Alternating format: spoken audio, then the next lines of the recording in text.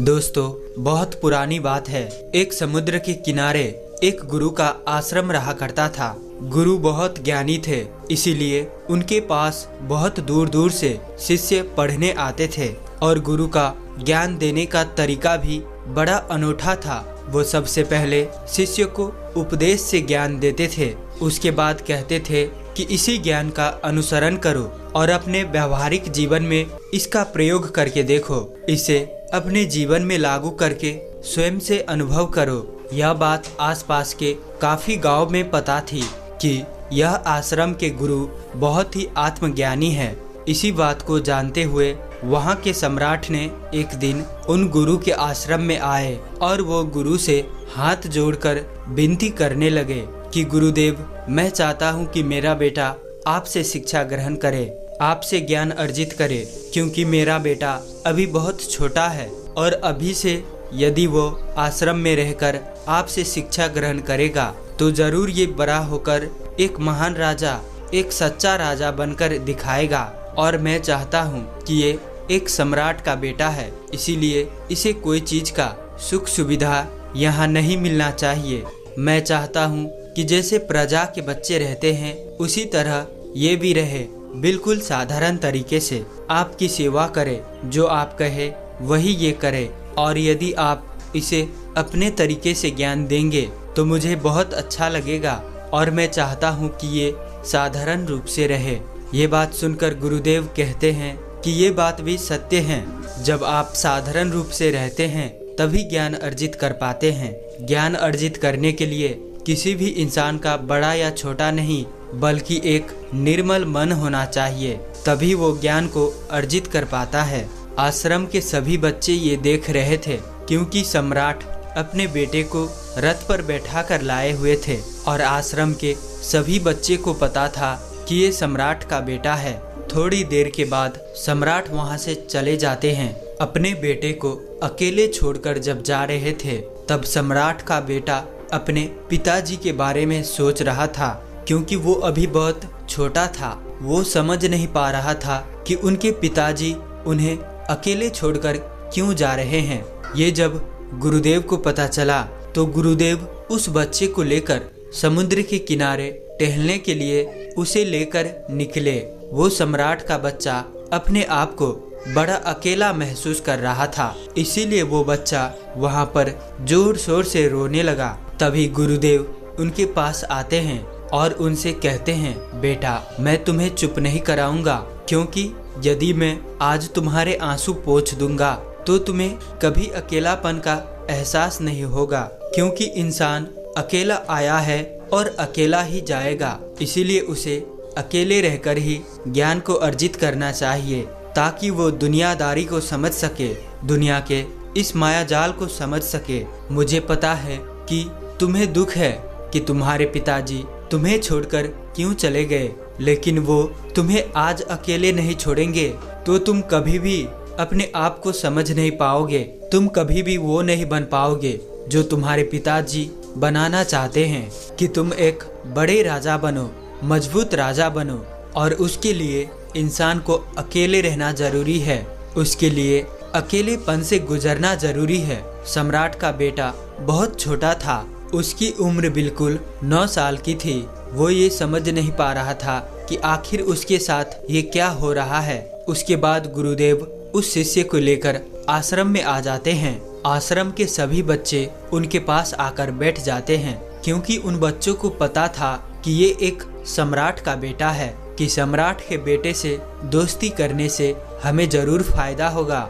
लेकिन वहीं पर कुछ बच्चे ऐसे भी थे जो कि अकेलेपन को महसूस करना चाहते थे। वो अकेलेपन को ही पसंद करते थे, इसीलिए वो सम्राट के बेटे के पास नहीं आया। लेकिन बहुत सारे बच्चे उनके पास बैठे थे। जब वो खाना खाने बैठे तो सभी बच्चे सम्राट के पास ही बैठे। गुरु को इस बात का पता था, लेकिन गुरुदेव अपने तरीके से उस शिष्य को ज्ञान देना चाहते थे। वो नहीं चाहते थे कि मैं अभी से इस बच्चे को कठोर से कठोर परिस्थिति में डाल दूं। हो सकता है अभी ये छोटा है, शायद ये अभी समझ नहीं पाएगा। इसीलिए वो गुरुदेव उसको उसी के तरीके से ज्ञान देना चाहते थे, बड़े कोमलता से उसको ज्ञान देना चाहते थे और बहुत दिनों तक उसको अपनी उपदेशों से उसको ज्ञान दिया गया। एक दिन वो गुरुदेव उसे एक पहाड़ी के पास ले जाते हैं और उससे कहते हैं कि बेटा, आज रात तुम्हें इसी पहाड़ी पर रुकना होगा। ये सुनकर वो बच्चा थोड़ा सा घबरा गया। उसने कहा कि गुरुदेव, मुझे अकेला क्यों रहना पड़ेगा? आखिर मुझे ऐसा कौन सा आप ज्ञान देना चाहते हैं? तभी गुरुदेव कहते हैं, ये तो तुम जब अकेले रहोगे तभी तुम समझ पाओगे। तुम्हारा ये आखिरी परीक्षा का दिन है। आज तुम्हारा ये आखिरी परीक्षा का दिन है, क्योंकि मैंने तुम्हें बहुत ही उपदेशों से ज्ञान दिया है। अब मैं तुझे उसका अनुसरण कराना चाहता हूँ कि तुम खुद इस ज्ञान को अर्जित करो, उसे अनुभव करो। गुरुदेव आश्रम के लिए रवाना होते हैं। उससे पहले वो गुरुदेव उन शिष्य से कहते हैं कि मेरे इस बात को ध्यान से सुनना कि जब तुम पहाड़ी पर खड़े रहो तो छुप कर खड़े रहना। यहाँ पर एक बाज आती है और वो बाज क्या करती है और उस बाज से तुम क्या सीखते हो, ये तुम मुझे वापस आकर आश्रम में तुम मुझे सब कुछ विस्तार में बताना। वो बाज रात में भी आ सकती है, सुबह होते हुए भी आ सकती है, और जब तक वो बाज ना आए और जब तक तुम उस बात से कुछ ना सीखो तब तक तुम आश्रम में मत आना। एक बात का और स्मरण रखना, यहाँ पर एक चढ़ावा भी आता है अपने भेड़ों को लेकर। उन दोनों की बातें जो भी तुम सीखते हो मुझे वापस आश्रम में आकर बताना, और जब तुम वो दोनों ना आ जाए और जब तुम कुछ ना सीख पाओ तब तक तुम आश्रम में मत आना। इतना कहकर वो गुरुदेव आश्रम की ओर बढ़ते हैं और अब वो बच्चा वहीं पर छुपकर बैठ जाते हैं। उसके बाद वो जो एक दृश्य देखता है, वो दृश्य देखकर उसके रोंगटे खड़े हो जाते हैं। वहाँ पर एक बाज आती है और एक छोटे से भेड़ के बच्चे को उठाकर लेकर उड़ जाती है, और वो बाज उसी पहाड़ी पर लेकर आती है जहाँ पर वो शिष्य बैठा हुआ होता है। बच्चा बड़ा छुपकर वो सब दृश्य देख रहा था और उसके बाद वह शिष्य भागता हुआ आश्रम पहुँचता है और अपने गुरु से जाकर मिलता है। लेकिन वो ये सब बात बताता उससे पहले वो शिष्य कहता है कि गुरुदेव, मैं चाहता हूँ कि मैं जो ये बात बताने वाला हूँ उसे आश्रम के सारे शिष्य सुने। जो मैंने सीखा है मैं चाहता हूँ कि वो सभी बच्चे सुने। फिर वह गुरुदेव सभी शिष्यों को इकट्ठा कर देते हैं। उसके बाद वह शिष्य बताना शुरू करता है और वह कहता है कि गुरुदेव, मैंने जो वहाँ पर देखा वो दृश्य बड़ा ही अनोखा था। और उस शिष्य ने कहा कि गुरुदेव, मैंने जब उस बाज को देखा कि वो बाज सभी भेड़ में से उस मेमने को अपने पंजे में लिया, अपना शिकार बनाया, और बाज की इस साहस को देखकर मेरे मन में जिज्ञासा उठी और मैं बाज के जीवन की संपूर्ण ज्ञान लेने में जुट गया। इसके लिए मैंने पूरे 1 वर्ष तक वहाँ पर रहकर उस बाज के संपूर्ण जीवन के गतिविधि के बारे में जाना, उसे अनुभव किया, उसे अपने आँखों से देखा। उस पहाड़ियों पर बहुत से बाज आया करते थे। बच्चा बाज से लेकर बूढ़ा बाज तक वहाँ रहा करता था। इसी दौरान इस 1 वर्ष के भीतर में मैंने ये देखा विभिन्न प्रकार के बाजों को, बहुत सारे बाजों को मैंने देखा। बाज से मुझे पहले सीख मिली। वह शिष्य सभी को सुनाते हुए कहता है, बाज की पहली सीख इतने दिनों में जो मैंने सीखा है वो ये है कि एक बाज बहुत ऊंचा और अकेला उड़ता है। बाज या तो एक बाज के साथ उड़ता है या तो वो अकेला उड़ता है। एक बाज कभी भी छोटे चिड़ियों के साथ नहीं उड़ता। इससे हम सब यह सीखते हैं कि या तो हम समान सोच वाले के साथ रहे या फिर बिल्कुल अकेले। हमें छोटी सोच वाले या नकारात्मकता से भरे दूसरों की टांग खींचने वाले लोगों से दूर रहना चाहिए। और दूसरी सीख जो मैंने एक बात से सीखी है वो मैं आप सबको बताना चाहता हूँ कि एक बाज की नज़र बहुत साफ होती है। वह 5 किलोमीटर दूर से ही अपने शिकार को पहचान लेती है और वह सभी बाधाओं के बावजूद भी अपने शिकार पर तब तक नजर गड़ाए रखता है जब तक कि वह उसे हासिल न कर ले। यहाँ पर हमारे लिए दूसरा सीखने की बात यह है, दूर की सोच कर अपना लक्ष्य निर्धारण करे और एक बार जब अपना लक्ष्य निर्धारण कर ले तो उस लक्ष्य को तब तक ना छोड़े जब तक कि उसे हासिल ना कर ले। उस लक्ष्य को, उस उद्देश्य को प्राप्त करके ही दम ले। जीवन में आने वाली छोटी मोटी बाधाओं से अपने लक्ष्य से भटके नहीं। तीसरी सीख जो मैंने एक बाज से सीखी और वो आप सभी को मैं बताना चाहता हूँ कि एक बाज निडर होता है। वह अपने शिकार के आकार प्रकार और उसकी ताकत से नहीं डरता।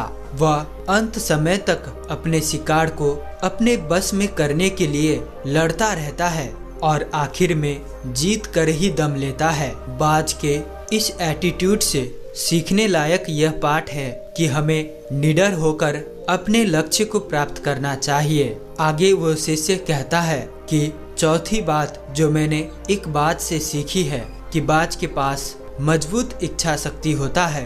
एक बाज का इच्छा शक्ति और उसका इरादा बहुत ही मजबूत होता है। जब आसमान में काले काले बादल छाने लगते हैं, जब तेज हवाओं के साथ बारिश होने लगती है, तो जहां बाकी पक्षी पेड़ के टहनियों के नीचे खुद को अपनी घोंसले में छुपा लेती है, वहीं पर एक बाज उन्हीं तेज हवाओं के सहारे बादल को चीरता हुआ इतना ऊपर उड़ जाता है कि बारिश उसे परेशान ही न कर पाए। और तो और वो इस विषम परिस्थिति में भी इस तूफान का मजा लेता है, उससे घबराता नहीं।